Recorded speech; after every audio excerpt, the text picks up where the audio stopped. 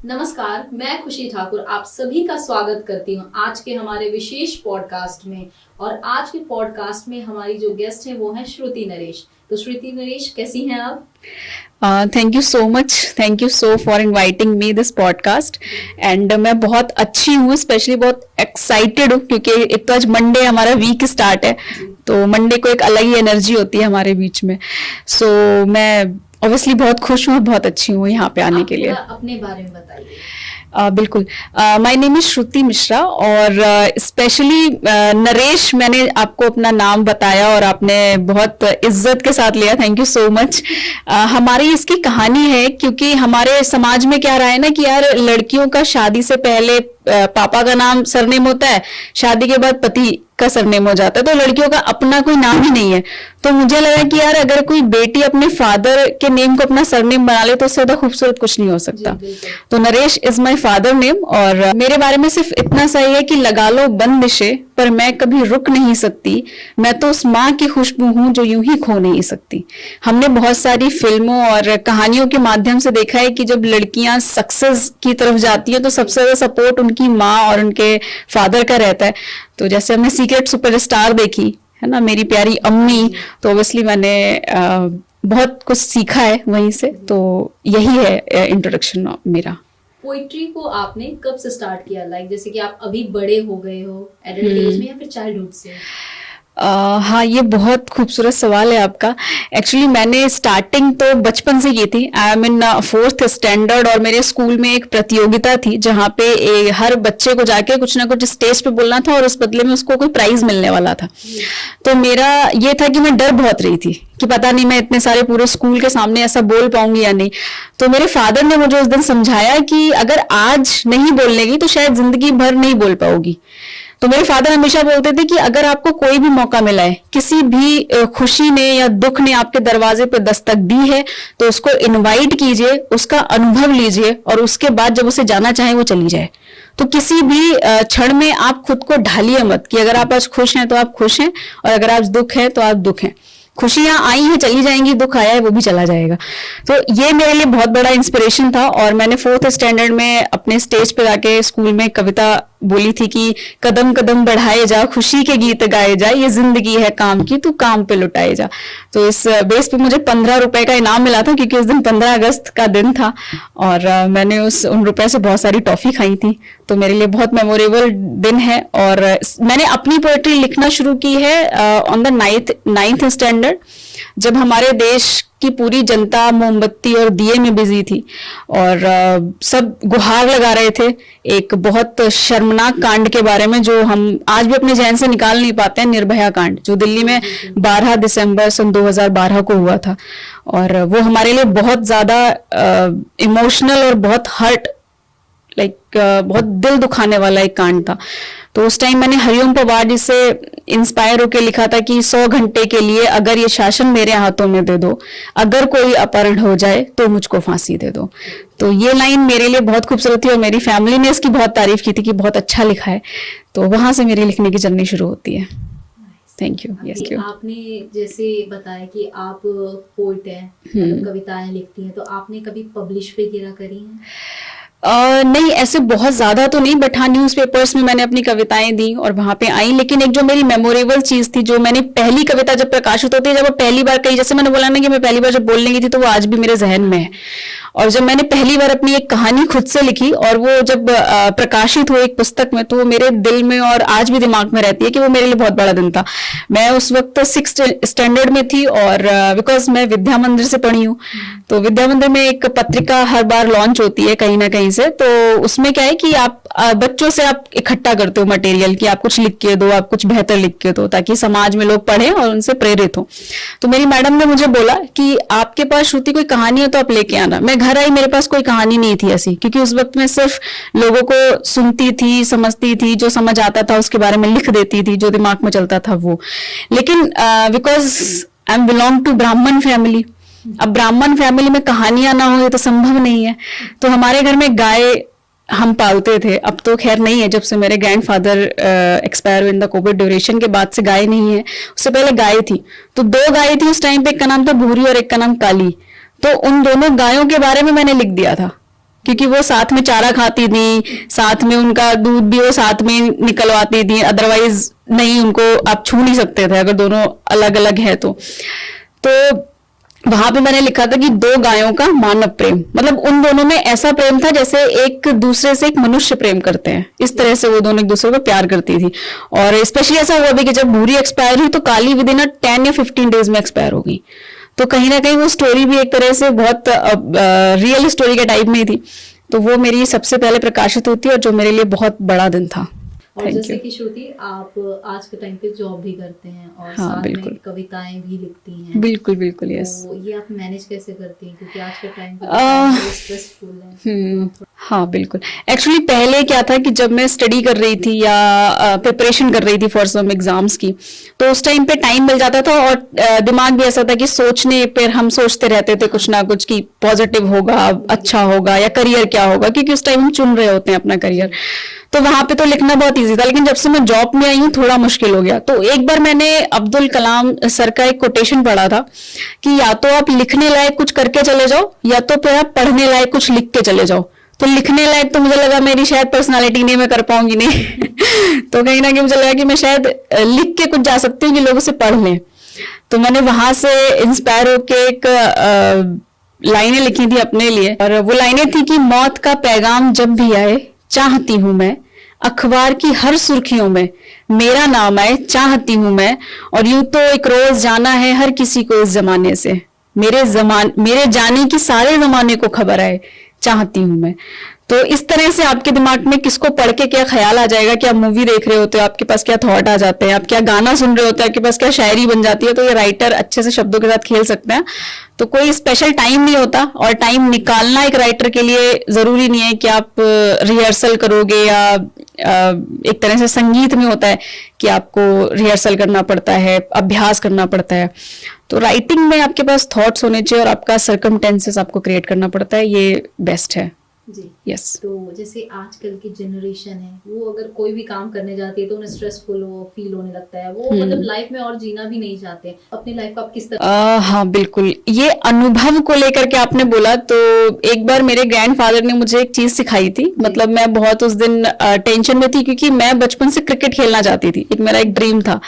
तो हर किसी का होता है कुछ ना कुछ, तो मैं सम रीजन नहीं जा पाई, नहीं वो चीजें मैं उस क्षेत्र में आगे नहीं बढ़ पाई।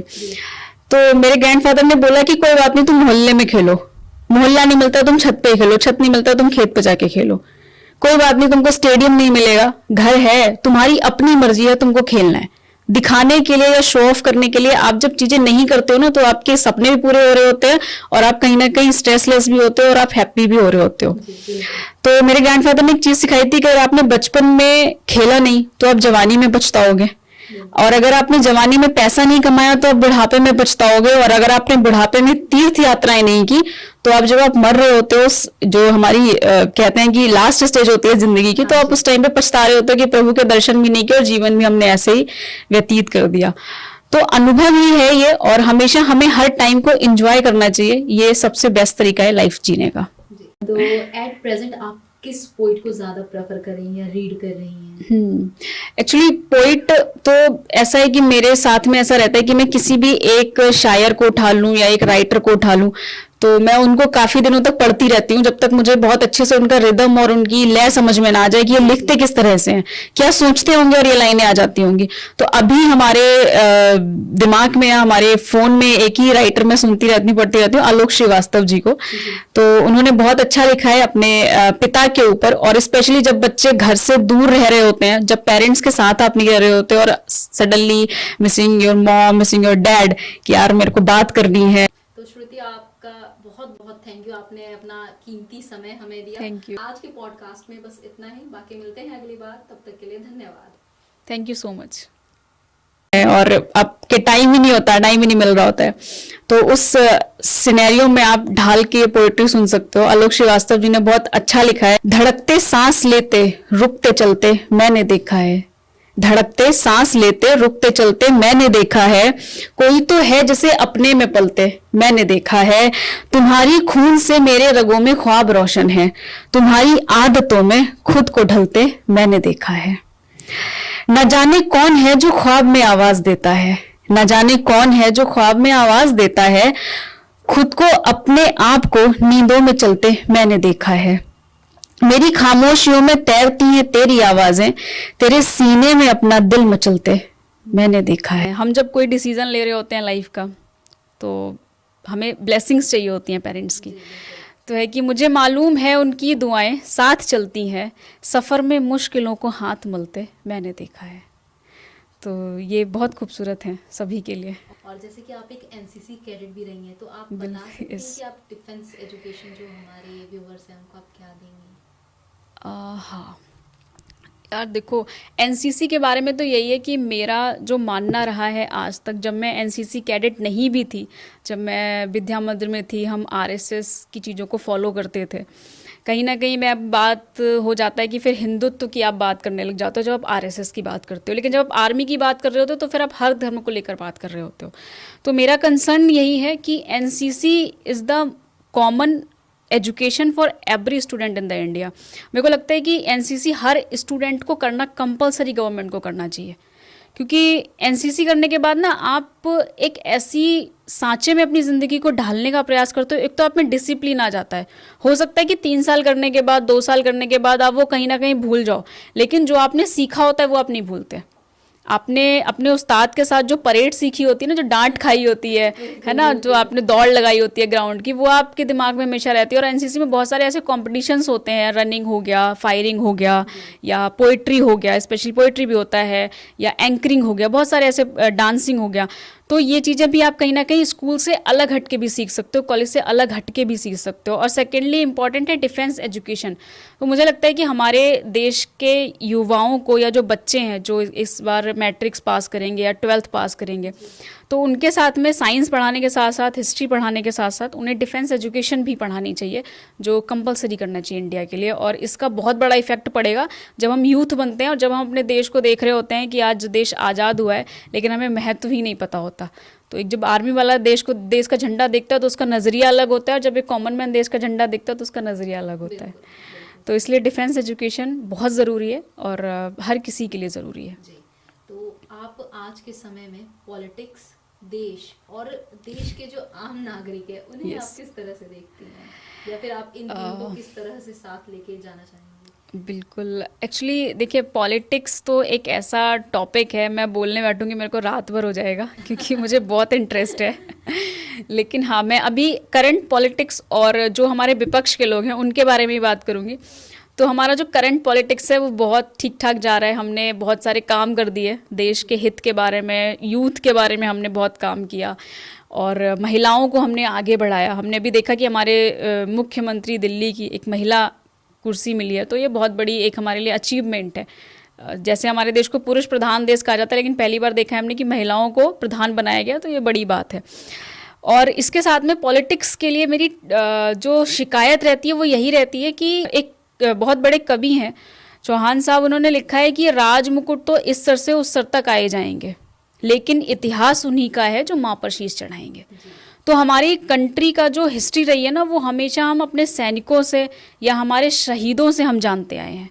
हम किसी भी राजनेता पे या किसी भी राजनीतिज्ञ पे जाकर के ये नहीं बोल सकते कि इन्होंने बहुत बड़ा काम किया था इसलिए हमारी कंट्री बड़ी सुरक्षा में और बहुत सक्सेसफुल है। तो मेरा कंसर्न यही है। और विपक्ष वाले बहुत ज़्यादा बोलते हैं कि हिंदू अहिंसक हो, हिंदू मतलब अहिंसक हैं, हिंदू ने ये किया हुआ है। हमारे अभी वाड्रा साहब ने बोला है, प्रियंका वाड्रा साहब के हस्बैंड ने भी अभी रिसेंटली एक बयान दिया अपना कि मुसलमानों ने पहलगाम में इसलिए गोलियां बरसाई हिंदुओं पे क्योंकि वो डरे हुए थे। बिल्कुल। और ये इतना ज़्यादा नेगेटिव है क्योंकि शायद मुझे नहीं लगता कि वो उनको समझ नहीं है, वो समझना नहीं चाहते। तब मैंने वहाँ पे, मुझे एक लाइन याद आ गई थी, हरिओम पवार जी जिनको मैं अपना पूजनीय कवि मानती हूँ, उन्होंने लिखा था कि उन आँखों की 2 बूंदों से, मतलब आप जस्ट इमेजिन कीजिए कि किसी के हाथ की मेहंदी नहीं छूटी और उसकी चूड़ियाँ टूट गई, और आप बोल रहे हैं कि मुस्लिम नाराज़ हैं इसलिए उन्होंने हिंदुओं पे गोलियां बरसा दी। तब हरिओम पवार जी ने लिखा था कि उन आँखों की 2 बूंदों से 7 सागर हारे हैं जब मेहंदी वाले हाथों ने मंगलसूत्र उतारे हैं। आप इमेजिन कीजिए कि अगर वो घटना आपके घर में घट गई होती तो क्या आप यही बयान दे रहे होते? तो विपक्ष वालों के लिए भी मैं बिल्कुल छोड़ूंगी नहीं, ना बीजेपी को ना कांग्रेस को। तो उनके लिए मैंने यही लिखा है कि वो क्या जानेंगे मरहम क्या है, वो क्या जानेंगे मरहम क्या है जिन्होंने नमक लगाया हर दर्द पे है। उन्होंने भारत देश के, मुझे लगता है शायद ही कोई दर्द ऐसा छोड़ा होगा जिस पे नमक ना झाड़ा हो। तो विपक्ष वालों के लिए तो यही है कि भाई वो क्या जानेंगे मरहम की कीमत क्या है जिन्होंने नमक लगाया हर दर्द पे है, और वो क्या जानेंगे अपनों की कीमत क्या है जिन्होंने दुश्मन से हाथ मिलाकर मार गिराया अपनों को है, और वो क्या जानेंगे प्रेम की कीमत क्या है, वो क्या जानेंगे देशभक्ति की कीमत क्या है जिन्होंने दांव पे लगाया द्रौपदी को है। कहा गया था ना कि जब हमारा दामिनी वाला कांड हुआ था कि वो लड़की अगर उन भाइयों के राखी बांध देती तो शायद वो उसका रेप नहीं करते। तो आपने तो द्रौपदी को ही दांव पे लगा दिया भाई। आप क्या संसद भवन में बैठ करके अपना कॉलर ऊंचा कर रहे हो कि मैं बड़ा शरीफ हूं और मैं बड़ा दूध का धुला हुआ हूँ। तो इस तरह से पॉलिटिक्स तो बहुत हद तक अभी ठीक हो रही है। तो मैं वही चाहती हूँ कि और अच्छी हो जाए हमारा देश और तरक्की करे। स्पेशली यूथ हमारे देश का बहुत ज़्यादा काम करना चाहता है, तो उनको उतना स्पेस मिलना चाहिए। और नेगेटिव सरकमटेंसेस ना फ्यूचर के लिए हो, ना प्रेजेंट के लिए हो, ना पास्ट में कोई पढ़े तो ये ना सोचे कि यार बीजेपी वाले आए थे उन्होंने इतना गलत कर दिया था, या वो ऐसा कर जाते तो शायद आज हमारे बच्चों का भविष्य कुछ और हो जाता। तो हमें काम वैसे ही करना है। आम आदमी के लिए तो मैं यही बोलूँगी कि आम आदमी को सरकार के साथ काम करना चाहिए, चाहे वो कोई भी सरकार हो, और उनके डिसीज़न पे अगर आपको अगेंस्ट जाना है तो मिलकर अगेंस्ट जाओ। ये मत करो कि यार हिंदू अलग बोल रहा है, मुस्लिम अलग बोल रहा है, क्योंकि we are in a like same country, हम यहीं पे रहते हैं। हम टोपी भी पहनते हैं और तिलक भी लगाते हैं, हम चादर भी चढ़ाते हैं और हनुमान चालीसा भी पढ़ते हैं। तो ये मतभेद पैदा मत होने दो, क्योंकि किसी भी सरकार या किसी भी नेता की वजह से देश खराब नहीं होना चाहिए। वो आज हैं 5 साल के लिए क्योंकि हमने उन्हें चुन के बैठाया है, कल को शायद वो नहीं होंगे। तो श्रुति, आप जैसे मोस्टली किस पर शायरियाँ लिखती हैं, प्रेम पे या आज करके डेली जो है वीर रस या फिर? हाँ बिल्कुल, एक्चुअली मैं शायरियाँ तो लिखती हूँ लेकिन बहुत कम, क्योंकि मैं थोड़ा सा अपना बैकग्राउंड बता दूं। मैं बरेली सिटी से हूँ, मोस्टली बिलोंग करती हूँ इसे। तो हमारे बरेली का झुमका बड़ा फेमस है। हाँ, तो मैंने उस पर एक शायरी लिखी थी और मुझे बहुत अच्छी लगी। वैसे तो मैं हमेशा करंट टॉपिक पे और हमेशा कंट्रोवर्शियली टॉपिक पे बोलती हूँ, क्योंकि वो मुझे उसी में ही समझ में आता है, क्योंकि मेरी आवाज़ और मेरा औदा ही वही लगता है मुझे। तो मैंने उसी पे बोला था कि झुमका जिस दिन वो तुम्हारी पसंद का पहनेंगी तब जानोगी कि महबूब क्या होती है, और सुरमा जिस दिन तुम उन्हें चोरी से ला कर दोगे तो जानोगे कि महबूब क्या होती है।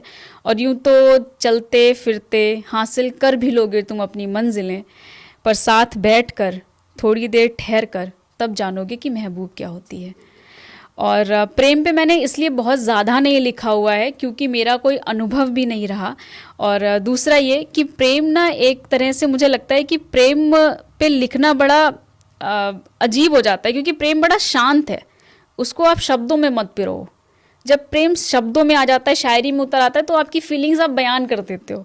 तो प्रेम है कि आप उसको समझने का प्रयास कीजिए, उसको आप महसूस करिए। तो प्रेम बहुत शांत है, उसको शांत रहने दीजिए और उसको एंजॉय करिए।